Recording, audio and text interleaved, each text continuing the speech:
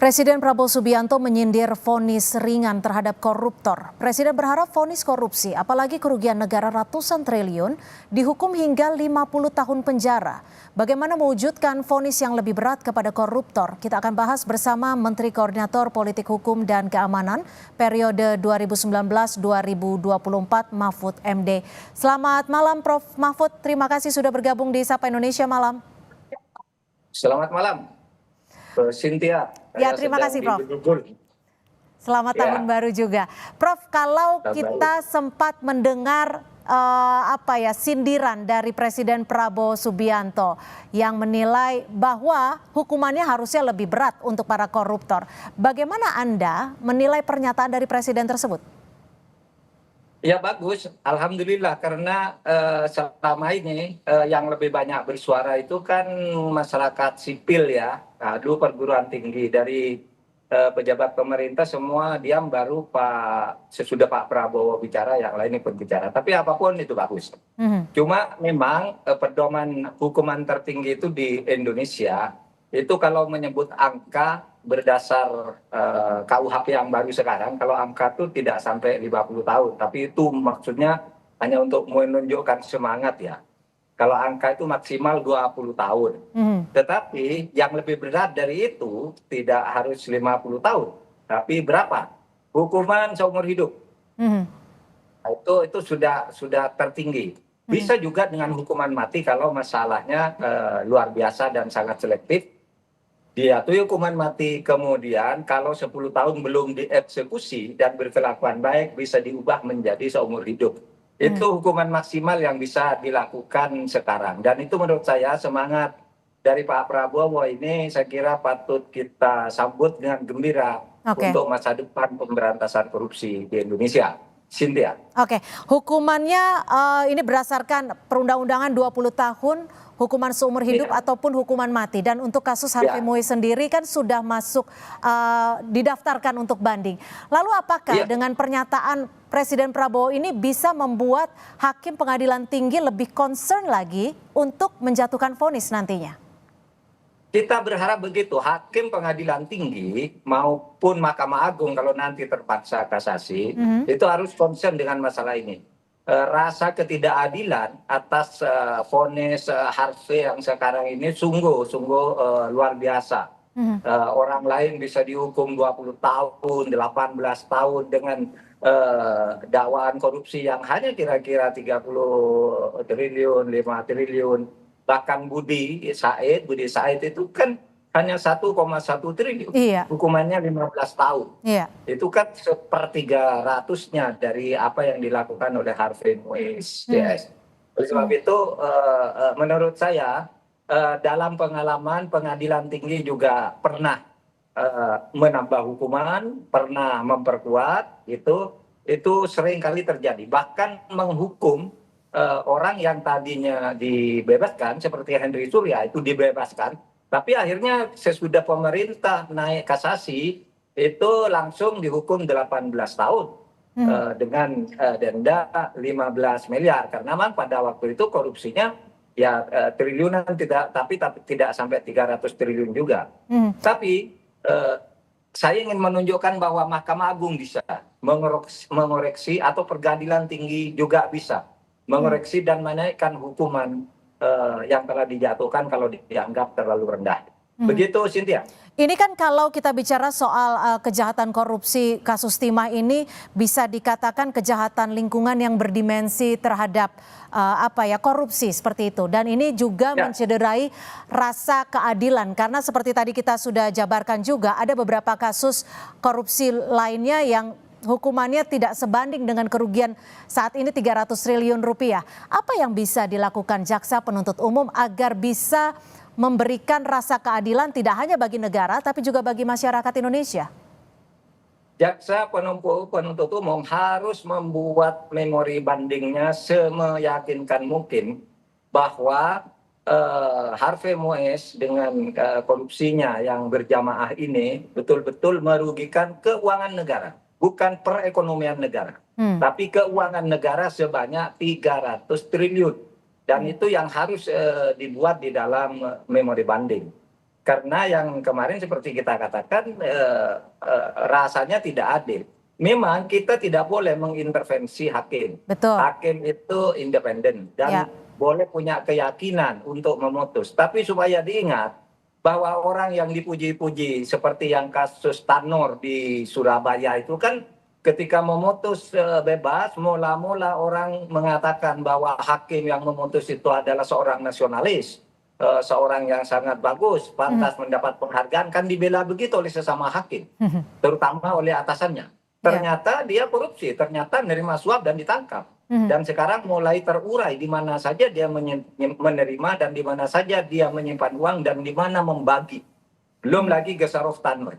Nah itu oleh sebab itu bagi saya harapan bisa diberikan ke Pengadilan Tinggi dan Mahkamah Agung agar seruan Pak Prabowo atau sikap dan sindiran Presiden Prabowo itu supaya betul-betul menyentuh rasa keadilan. Jangan menyakiti hati masyarakat dengan korupsi yang begitu besar, lalu hakimnya juga hanya tertawa-tertawa ketika Harvey Mois divonis lalu saling berpelukan. Hakimnya hanya tertawa-tertawa, tidak menunjukkan rasa simpati kepada rakyat, tidak menunjukkan wajah serius. Ketiga hakim malah tertawa-tertawa ikut menyemangati Harvey Mois yang berpelukan dengan Sandra Dewi. Nah itu sungguh tidak etis sama sekali. Prof, Itu. tapi gini, kalau dilihat dari tuntutan jaksa sendiri sebenarnya kan hanya 12 tahun hukuman penjara. Dan ini juga sempat dikritisi oleh masyarakat ketika merugikan negara sebesar 300 triliun rupiah, tapi tuntutannya adalah 12 tahun penjara dan divonis hakim 6 tahun 6 bulan penjara. Bagaimana melihat tuntutan dari jaksa penuntut ini, Prof? Ya makanya kita mempertanyakan karena kalau 300 triliun cuma dituntut 12 tahun dan kemudian divonis 6,5 tahun, masyarakat boleh curiga, public common sense masyarakat boleh curiga ini ada permainan.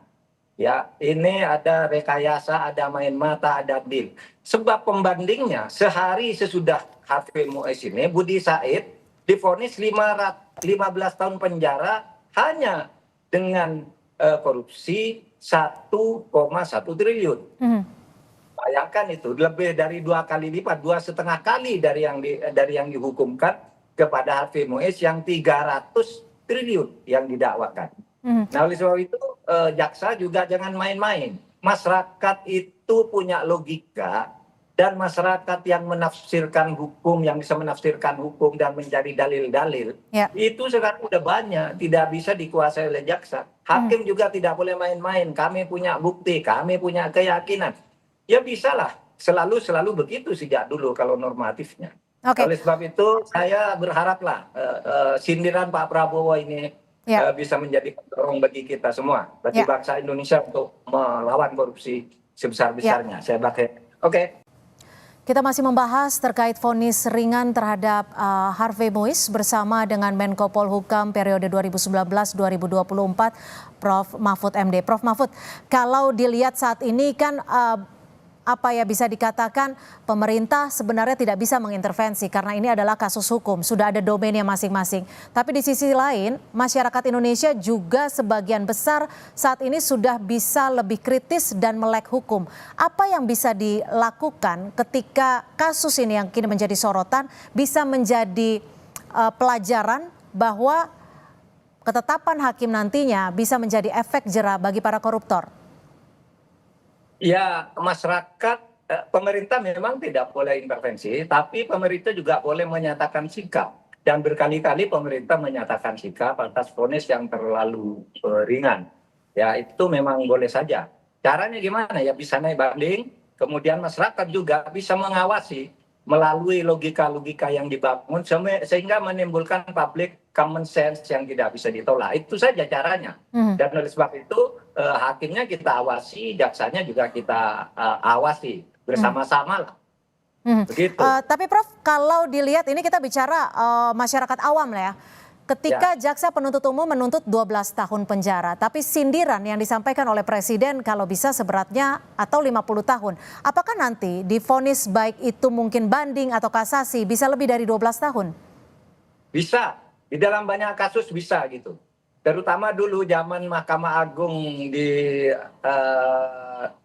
Artijo Alkostar Betul. banyak sekali yang dinaikkan. Hmm. Kemudian di zaman periode Pak Jokowi yang kedua 1924 banyak kasus juga yang naik itu, yang dinaikkan oleh hakim tinggi karena dianggap tuntutan jaksanya tidak logis. Yang penting ada di rentang maksimal. Jadi maksimal hukuman yang disebutkan dengan angka itu 20 tahun maksimal. Kalau huruf namanya hukuman mati atau hukuman seumur hidup. Mati atau seumur hidup itu huruf.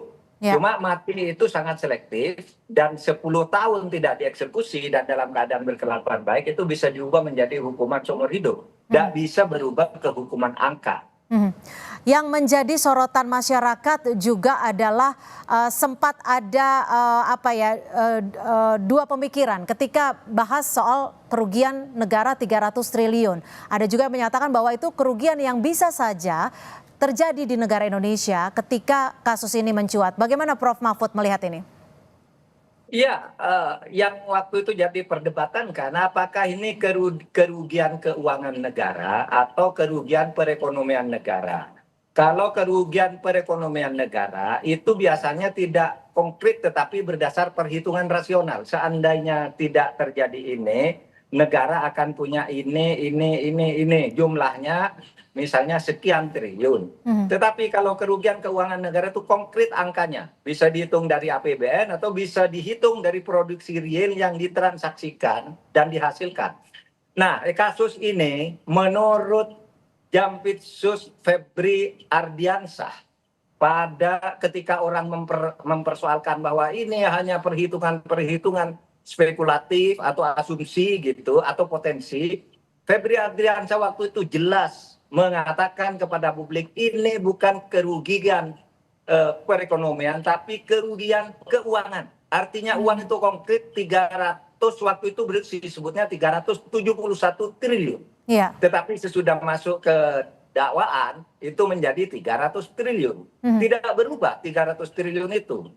Nah, oleh sebab itu kalau bicara angka saya kira sudah ada hitungannya yang konkret. Mencuri dari mana, memproduksinya dari mana, diekspor kemana, uangnya kemana. Saya kira sudah hitungannya konkret yang dilakukan oleh Jampitsus pada waktu itu. Meskipun pada hari-hari ini saya tidak mendengar Jampitsus berkomentar tentang perbedaan angka itu. Padahal dulu dia yang paling gencar mengatakan ini. Tapi itu urusan lain karena sudah masuk di ranah pengadilan. Prof, kalau memang kita kan di era pemerintahan yang baru ini menjanjikan agar berkomitmen untuk memberantas korupsi di Indonesia. Apakah melalui kasus ini bisa menjadi ajang agar tidak hanya penegak hukum tapi juga pemerintah bisa serius untuk menangani koruptor, khususnya mungkin di kejahatan tambang? Iya, betul. Kejahatan tambang itu supaya betul-betul pemerintah menindaklanjuti sindiran Pak Prabowo ini atau semangat Pak Prabowo ya ini disampaikan melalui sindiran supaya ditindaklanjuti karena sebenarnya sudah banyak kesimpulan dan berkali-kali bahwa masalah kita itu korupsi dan backing-backingan di dunia pertambangan. Saya pernah mengutip pengumuman resmi pidato resmi Abraham Samad pada tahun 2012. Seandainya dunia pertambangan ini dibersihkan dari korupsi, khusus dari pertambangan aja, setiap kepala rakyat Indonesia itu bisa mendapat 20 juta rupiah per bulan gratis. Dari pertambangan saja. Itu perhitungannya pada waktu itu sudah disebutkan ya oleh Abraham Samad. Sehingga waktu itu saya umumkan orang kaget, tapi itu masih ada jejak digitalnya. Abraham Samad mengatakan itu di kampus UI dan di berbagai kesempatan lain gitu. Jadi masalah pertambangan lah supaya betul-betul ditangani sesudah ini. Oke, Prof, terakhir, kalau kita melihat pesan Presiden Prabowo Subianto sangatlah jelas bahwa koruptor harus ditangani dengan matang ataupun dengan hukuman yang seberat-beratnya, bisa dikatakan seperti itu. Apakah pesan melalui kepala negara ini bisa menjadi dampak positif bagi penegak hukum khususnya untuk menangani kasus-kasus koruptor dengan kerugian negara yang cukup besar? Ya, pasti akan mempunyai dampak positif kalau kemudian Pak Prabowo betul-betul mengendalikan ini bukan setelah dilempar lalu dibiarkan gitu, tapi betul-betul dikendalikan. Dan memang untuk mengendalikan itu tidak sulit kok. Gimana cara mengendalikannya, Prof? Enggak, kalau presiden tuh mengendalikan hanya dengan mengingat apa yang dikatakan lalu ditanyakan setiap saat kepada para pelaksananya di tingkat eksekutif, lalu masyarakat didorong untuk mengawasi juga pelaksanaannya. Gitu. Jadi pengawasan yang Ya, lebih ya. spesifik. Terima kasih Prof. Mahfud. Sedikit. Satu Silakan kalimat Prof. lagi. Yang Silakan. saya katakan tadi bahwa kalau dari dunia pertambangan itu dibersihkan, masyarakat bisa mendapat gaji atau mendapat uang gratis 20 juta rupiah per bulan. Itu adalah pernyataan Abraham Samad selaku Ketua KPK saat itu, dan dia mengundang para ahli dari berbagai negara untuk menghitung potensi-potensi kerugian pada waktu itu. Jadi itu bukan spekulasi, tapi pejabat resmi yang bertugas menghitung tentang kerugian-kerugian itu. Sempat sudah ada hitung-hitungannya. Terima kasih Prof. Mahfud sudah berbagi perspektif di Sapa Indonesia Malam. Selamat malam Prof.